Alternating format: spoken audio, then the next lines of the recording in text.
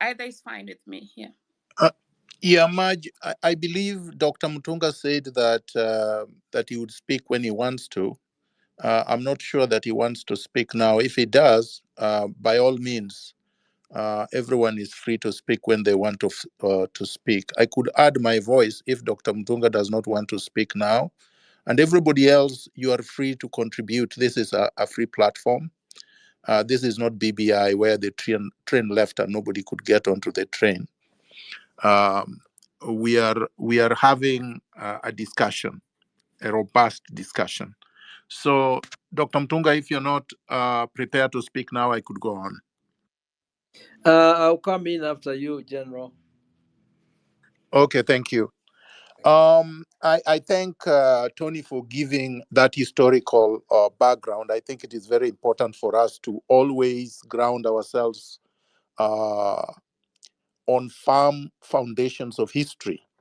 It was ironical that the same Ruto stated a few months ago, or maybe a year ago, that history is useless. He said some studies or some programs or courses or disciplines at the university level are useless, and history was one of them.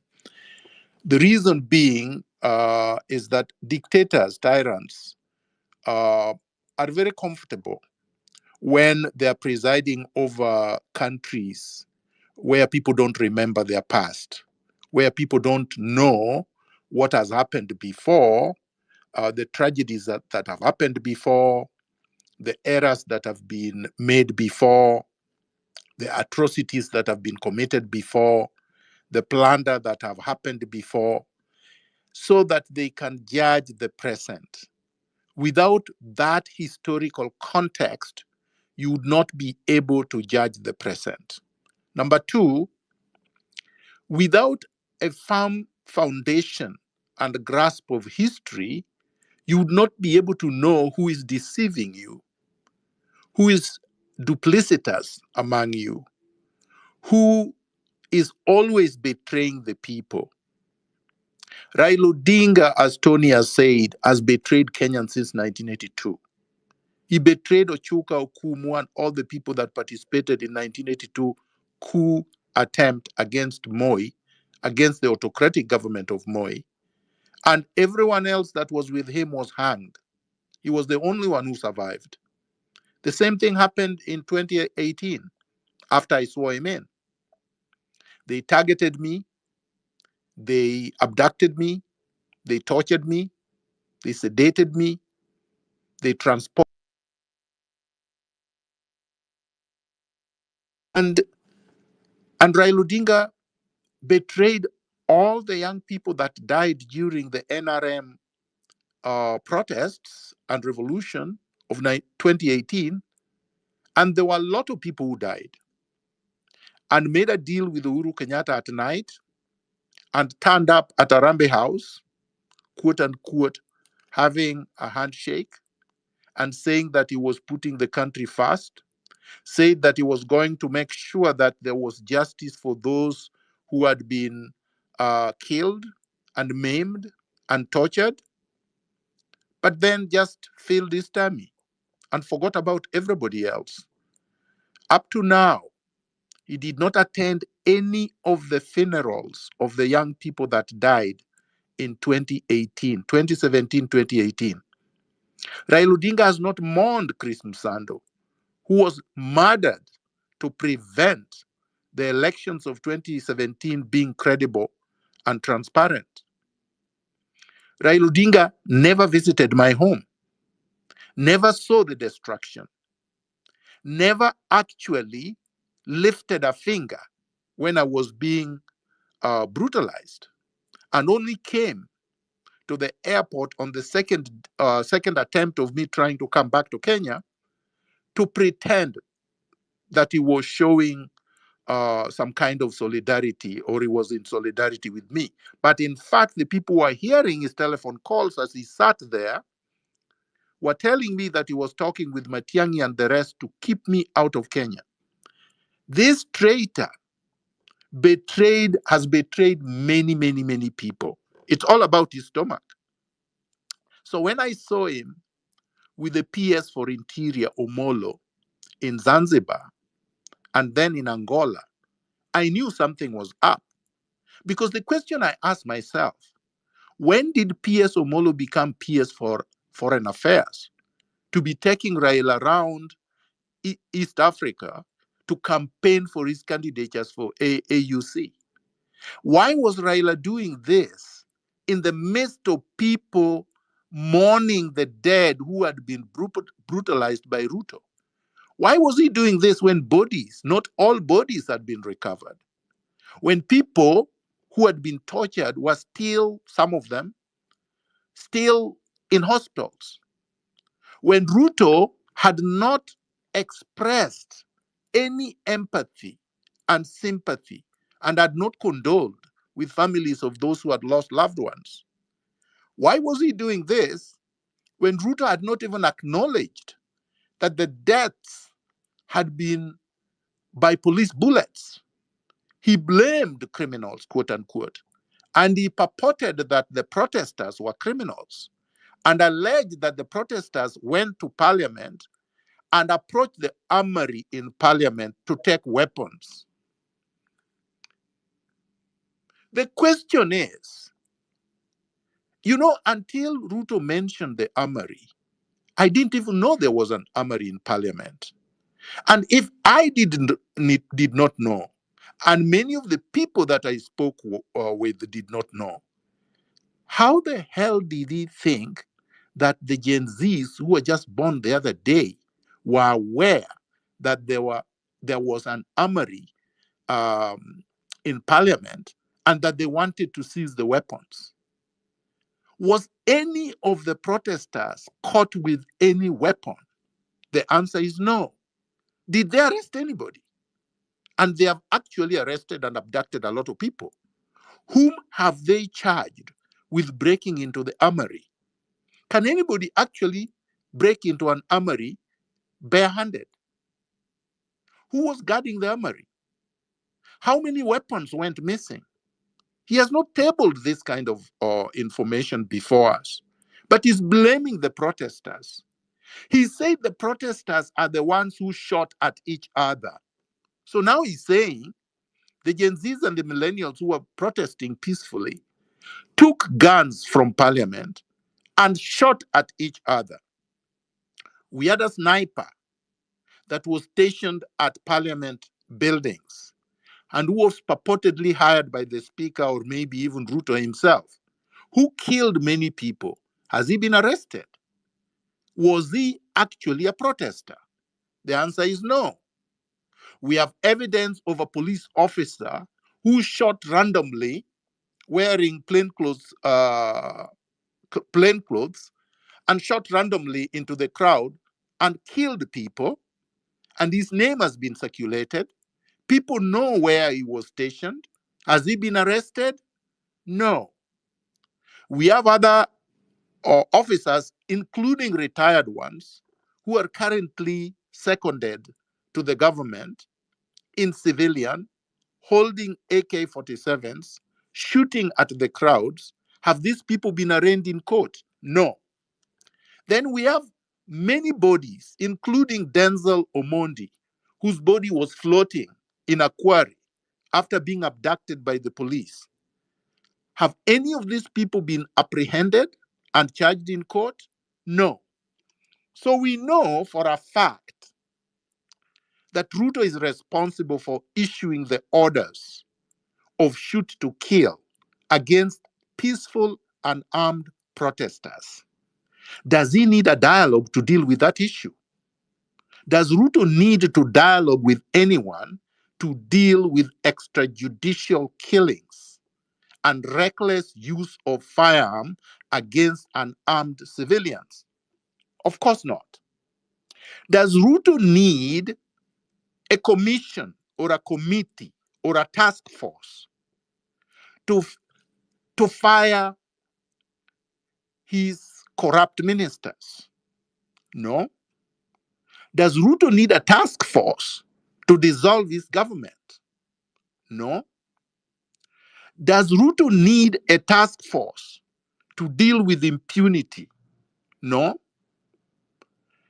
Did Ruto need a task force to reconstitute the IEBC? No. So why did he wait this long? In any event, he has not reconstituted it. And we know for a fact that given the uprising of the Gen Zs, Ruto is mortally wounded. Ruto knows that in 2027, if we were to reach there, and I would suggest we don't, he would be toast. Kenyans would not be voting for him. So, what is he trying to do?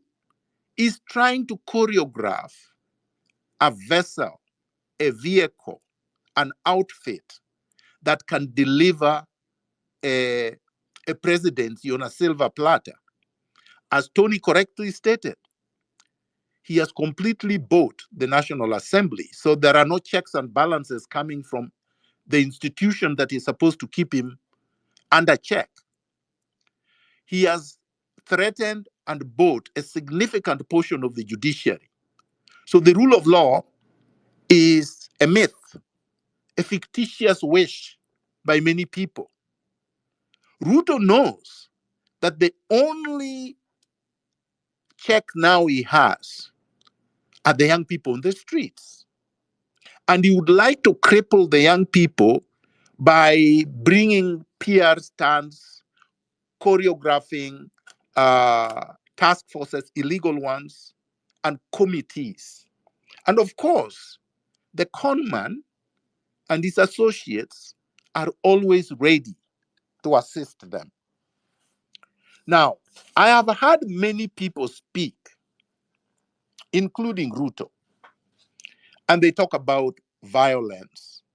We know for a fact that Kenyans that have been protesting have not been violent. We know that for a fact. We know that for a fact because the first 2 days of protest were very peaceful, with the exception of the police shooting and butchering people. We know for a fact that the demand initially was because of overtaxation and because of Finance Bill 2024. But as a result of Ruto's unbridled, atrocious response, the people have had no reason not to demand more. And right now, the demand on the street is that Ruto must go. So Ruto comes back and tells us he cannot go because he was elected and that his term is 5 years. But Ruto forgets that there is history in front of him that contradicts him. As I have said many times, Article 1 of the Constitution of Kenya vests the power on Kenyans to recall Ruto at any time and take back the power they donated to him as their representative and exercise it directly themselves. And there are precedents. And I'm going to go through the precedents so that we disabuse them of this notion that people cannot do this. And the precedents are not just in Kenya, they're all over the world.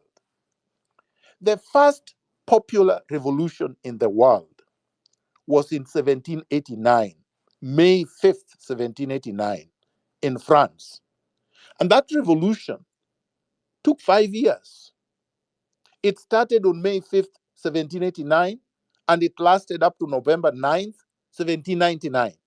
So these people who are saying if the Gen Zs were not able to effect their revolution the first few days, then it is lost, they cannot succeed, are wrong.